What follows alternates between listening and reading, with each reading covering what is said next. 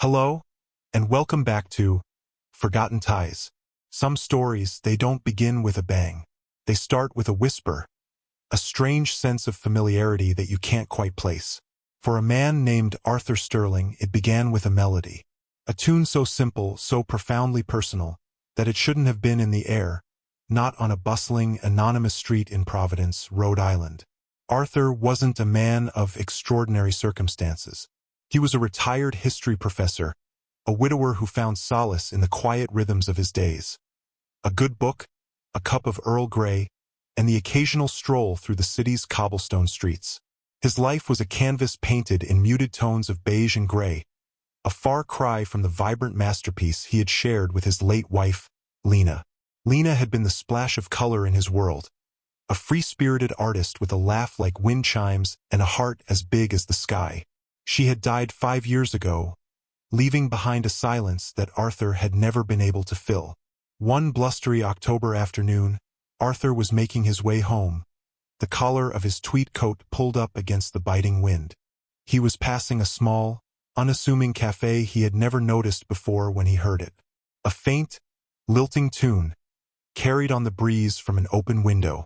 It was a melody that curled around his heart like a vine, a ghost of a sound that sent a jolt of ice and fire through his veins. It was the lullaby, the one Lena used to sing to their daughter, Sarah, the one she'd made up herself. The lullaby wasn't famous. It wasn't a classic. It was a private symphony, a simple, beautiful sequence of notes that had only ever been sung in the quiet hush of their daughter's nursery, or whispered into her hair as she drifted off to sleep. Arthur had never heard it anywhere else. Not on the radio, not in a movie, not on a street corner. Yet here it was, spilling out of a cafe, sung in a clear, high-pitched voice he didn't recognize. His feet, seemingly of their own accord, stopped. He stood there, a man frozen in time, listening to a melody that should have been a secret between a father, a mother, and a child. A simple tune that now felt like an intrusion, a violation of the most sacred memories he held. The voice belonged to a young woman, her back to the street, her hair a riot of fiery copper strands. She was sketching in a notebook, her fingers moving with a practiced, fluid grace. He couldn't see her face, but the song, that impossible, wrenching song, was all he needed. A cold dread, sharp and invasive, began to prickle at the back of his neck. Who was she? How could she possibly know this tune? His mind, a historian's mind trained to seek patterns and connect the dots, began to race. It wasn't a coincidence. Nothing this specific ever was. The melody was a thread, and it led to a terrifying, tangled knot he didn't want to unravel.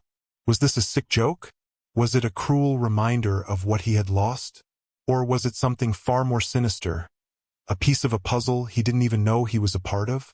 Arthur, driven by an instinct he couldn't name, slowly pushed open the cafe door. The bell above the door chimed, a sound that seemed to shatter the delicate moment, and the young woman looked up. Her eyes, a striking, deep shade of violet, met his.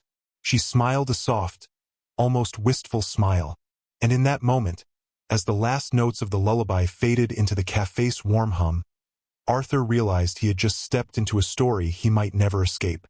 A story that began not with an ending, but with a question that had just been raised from the dead. Who was she, and what did she know about his past? Arthur's world, which had been so orderly and predictable for so long, had just been ripped open. The young woman in the cafe introduced herself as Elara. She had a voice like honey and a warmth that was almost disarming, a stark contrast to the questions that were screaming in Arthur's mind. They talked for an hour, their conversation a carefully choreographed dance around the elephant in the room. He asked about her art, her life, where she was from. She answered with a quiet grace, her violet eyes holding a depth he couldn't decipher. But he never asked about the song. The question was a lead weight in his throat, too heavy to lift. He was afraid of the answer, afraid it would shatter the fragile illusion that this was all just a peculiar, meaningless coincidence. But the world has a way of not letting sleeping dogs lie. The day after their meeting, Arthur found a small, ornate music box on his doorstep. It was wrapped in brown paper, with no return address. He opened it, his heart pounding a frantic rhythm against his ribs. Inside, a tiny ballerina, clad in a faded pink dress, began to spin, and from the music box, a tinny, slightly off-key rendition of the lullaby filled the air. His lullaby, the one she'd been singing. The fear that had been a quiet hum in the back of his mind now roared into a siren. This was no coincidence. Elara knew. She didn't just know the song. She knew it was his. She knew where he lived. But how? He lived a reclusive life. His address wasn't public.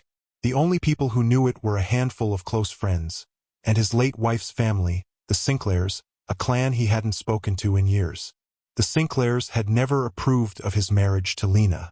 They were old money, a family of quiet power and dark secrets, and they saw Arthur, a simple history professor, as beneath them.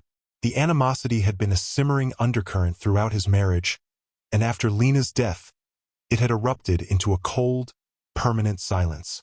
Arthur, consumed by a chilling paranoia, began to retrace his steps. He went back to the cafe. The woman who owned it, a kind-faced woman with a mop of gray curls, said she'd never seen Elara before. The building was old, and the lease was short-term. There was no paper trail. She had simply appeared, a ghost in the machine, and then vanished. He checked the old photo albums, the ones filled with Lena's smiling face and their daughter, Sarah's, chubby cheeks. He went through her journals, her old sketchbooks. He was looking for something, anything, a connection he had missed. A name, a place, a detail. But there was nothing. It was as if Elara had been created from thin air, a specter designed to haunt him. The music box sat on his mantel, a constant, taunting reminder. He couldn't bring himself to throw it away. Its melody, that beautiful, heartbreaking melody, was like an anchor to a past he was desperately trying to understand. He started to see Elara everywhere. A flash of copper hair in a crowd. A glimpse of a slender hand sketching in a park. He knew it was his mind playing tricks on him, but the paranoia was a living thing, a shadow that followed him, a breath on the back of his neck. Then came the call. An unfamiliar number. A voice, deep and resonant. A voice he hadn't heard in 5 years. "Arthur," the voice said. "This is Alistair Sinclair. We need to talk. About Lena, and about what you've done." The cold dread that had been his constant companion solidified into a block of ice in his stomach. Alistair Sinclair, Lena's older brother, a man who had always looked at Arthur with a mixture of disdain and suspicion. A man who had told him at Lena's funeral that he had stolen her, and that he would never truly be a part of their family. And now he was calling a call that was clearly linked to the appearance of Elara. What had he done? What did they know? Arthur, his hand trembling on the phone receiver, felt the walls closing in. The lullaby, the music box, Elara, and now Alistair. The pieces were finally beginning to fit together, but the picture they were forming was a grotesque, terrifying mosaic. It was a picture of a secret, of a betrayal, of a past that wasn't just his and Lena's, but a past that belonged to the powerful, menacing family he had tried so hard to forget. The lullaby was not just a song. It was a key, and it had just unlocked a door to a darkness that had been buried for decades. Alistair's voice on the phone was the final piece of the puzzle that sent a cold wave of realization through Arthur's entire being. The Sinclairs, of course. It all came back to them. He agreed to meet Alistair at an old, private club in the city, the kind of place with mahogany paneling and whispered conversations. When he arrived, the atmosphere was thick with the weight of unsaid history. Alistair sat opposite him, his face a mask of cold fury and sorrow, his hands clasped so tightly they were white at the knuckles. He didn't offer a drink. He didn't offer a greeting. He simply cut to the chase. 5 years ago, you told everyone Lena had died from a rare heart condition. A quiet, peaceful death in her sleep. You even had the doctor's note to prove it. But that's not what happened, is it, Arthur? Alistair's voice was low, a dangerous rumble. Lena died from a poison, a slow, agonizing poison that no one could trace. It was a secret we agreed to keep to protect the family name, to protect her memory from scandal. We told the world it was her weak heart. But we knew. We always knew. Arthur's heart pounded. A frantic, sickening rhythm. What are you talking about? Lena, she was sick. She had a heart condition. The doctor said. The doctor was one of ours, Alistair said, a grim smile on his lips. A man who has been tending to our family for generations. He knew how to hide the truth. But that's not why I asked you here. I'm here because of her. He took a photograph from his pocket and slid it across the table. It was a picture of Elara, the fiery-haired artist from the cafe. But she wasn't alone. She was standing next to a young man with a familiar, aristocratic set to his jaw, a younger Alistair, but with a kinder, more open expression. The caption on the back of the photo read, Elara, 20, and Liam, 22. A future they deserved. That's not Lena's daughter, Arthur said, his voice a disbelieving whisper. Sarah, she died years ago. You know that. Sarah died, yes, Alistair said, his eyes now glinting with a savage, triumphant light. But that wasn't Lena's only child. It was the only child she had with you. We kept it a secret from everyone. We were trying to protect her. Lena was unstable. She had a history of mental illness, a darkness she fought every day. She thought you could save her. We knew you couldn't. We knew the pain of her past would eventually destroy her. Alistair then began to tell a story that tore Arthur's world apart, piece by excruciating piece. He spoke of a young Lena before she met Arthur, a rebellious girl who had fallen in love with a man her family deemed unworthy. They were artists, bohemians, living on the fringes of society. And they had a child, a little girl named Elara. The Sinclairs, consumed by a fierce need for control, had intervened. They had arranged for the man to disappear, and they had taken Elara, raising her under a false identity, far away from her mother. Lena, heartbroken and shattered, had suffered a breakdown. They had told her the child was stillborn, that the stress had been too much for her fragile mind. They had then introduced her to Arthur, a kind, gentle man from a good family, a man who would provide the quiet stability they believed she needed. We thought it was for the best, Alistair said, his voice now laced with a bitter regret. We thought she would forget, but she never did. She would sing that lullaby. She would sing it in the middle of the night, a quiet sob on her lips, a sound you never heard. She was singing to the daughter she never got to hold. Arthur felt a physical pain, a shard of glass in his heart. Lena, she had been living a lie. She had never been truly happy. His love, his gentle care, had been nothing but a gilded cage. He had been a pawn in a game he didn't even know was being played. The happy memories, the moments of pure joy he thought they had shared, were tainted. They were a lie. She started to ask questions, Alistair continued, his voice low and heavy. She wanted to know about Elara. She had a friend, someone who worked for us, who told her the truth. The poison. It was hers. She found an old vial, one of our contingency plans, something we keep in case of emergencies. She was going to use it on herself. But at the last moment, she changed her mind. She left a note, a confession. She said she couldn't live with the lie anymore. She said she wanted Elara to know the truth. We found the note, but it was too late. The poison, it was in her tea. A simple, fatal error. The world spun for Arthur. The beautiful, vibrant woman he loved had been a walking tragedy.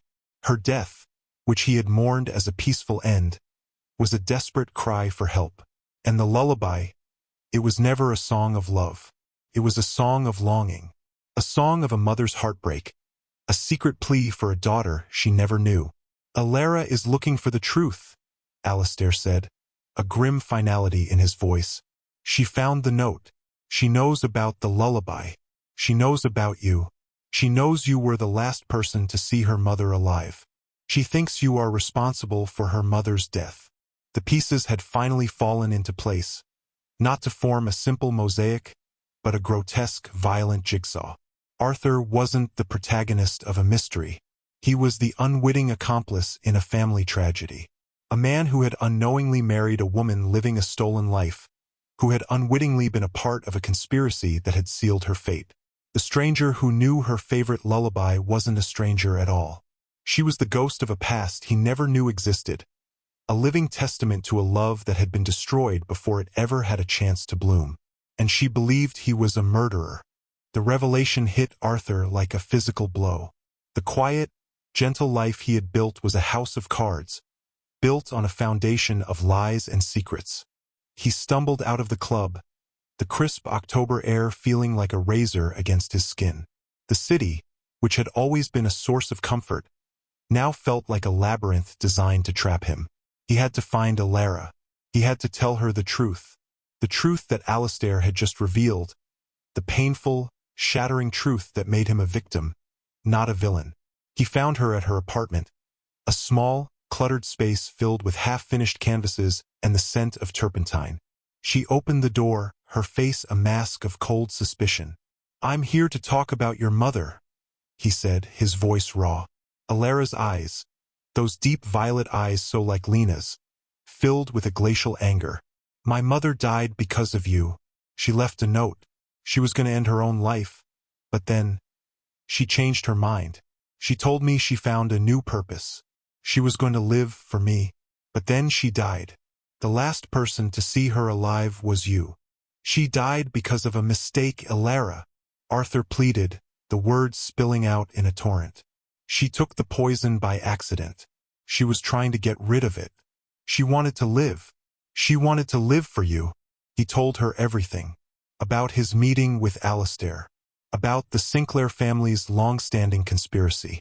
About how Lena had been living a lie, and how his love, as true as it was, had been built on a foundation of sand. He didn't hold back, didn't spare himself the humiliation. He showed her the photo of her and Liam, the photo Alistair had given him. He showed her the old music box, which he now carried with him like a sacred relic. Elara's cold fury began to crack, replaced by a deep, wrenching confusion. Her world, too, was being turned upside down. She had spent years of her life looking for answers, and the man she believed was the monster was now painting a picture of a love story that had been tragically manipulated.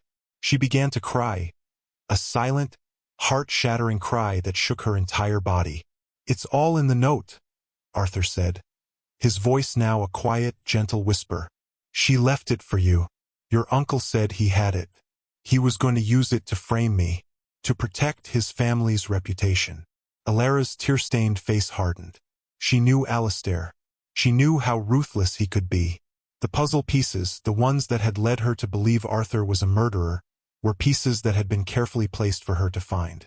The music box, the lullaby, the story of her mother's death. It was a cruel, elaborate trick. She picked up her phone, her fingers shaking, and called Alistair. She put the phone on speaker, her voice trembling but firm. "Alistair, I'm with Arthur. He told me everything. I know about the note. I know you were trying to set him up. Where is it?" Alistair's voice on the other end was a cold, venomous hiss. "Elara, don't be foolish. He's lying. He's manipulating you. That man is dangerous. Where is it?" Elara repeated, her voice rising. "Where is my mother's confession? The one she left for me? The one you stole from her?" Alistair, sensing the game was up, sighed in defeat. "It's in the family vault. The same place we keep all our secrets. A place you'll never find." But he was wrong. Elara knew exactly where the vault was. It was a secret her mother had whispered to her. A secret that had been buried in the lullaby. The last notes of the song, the ones that had been left out of the tinny music box, were a coded address. A series of musical notes that corresponded to a location. A place where her mother had planned to meet her, the day after she had confessed her truth. A place where she had planned to finally give her daughter the peace she deserved. Arthur and Elara, two strangers brought together by a lie, now stood united by the painful, heartbreaking truth. They had both been victims of the same cruel family. They had both been denied a past they deserved, a past filled with a love that had been violently stolen from them. They went to the vault, the last piece of the puzzle, and found the note. In it, Lena confessed everything. The missing music box, a gift she had intended to give her daughter at their secret meeting, the plan to run away, the final, desperate plea for a new life, and the accidental ingestion of the poison. It was all there, a love story and a tragedy that had been buried for decades. This story, the one we call The Stranger Who Knew Her Favorite Lullaby, isn't just about a man who uncovers a lie. It's about the ghosts we carry with us, the secrets we bury, and the ties that, no matter how forgotten, can never truly be severed. Arthur, the simple history professor, finally had his history. It wasn't the neat, tidy history of textbooks. It was messy, chaotic, and heartbreakingly real. And Elara, the fiery artist, finally had the truth that gave her a mother she had never had a chance to know. The lullaby that had once been a source of terror became, at last, a song of hope. A song that, against all odds, had finally brought them home. And with that, we've come to the end of our story. If this narrative resonated with you, if you were as captivated as we were by the tangled threads of this mystery, please do me a favor.